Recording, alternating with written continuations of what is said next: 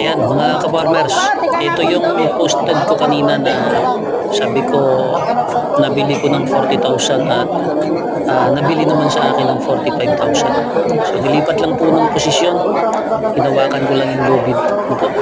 At awa ng Diyos, kumita po tayo ng ganun. Itong video na ito ay nagtatawaran kami ng may-ari. Ayan, no? Paano siya mambola sa akin. Kasi yung presyo niya ay 48,000. Tapos yung tawad din 40 lang talaga. Kasi nga mayroon ng patong sa akin naman ng 2,000 yan. Yung magkakatay niyan at saka yung papel niya sa barangay. Pati na rin yung slaughter fee. Kaya dyan mga kaparmers, wala silang nagawa. Binigay nila sa akin ng 40,000. Ngayon pagdating ko sa pick-up, yun na nga. Tinawaran nila sa akin inandun sa akin, naibigay sa kanila, kaya naibigay ko natin sa halagang yung baka na yan.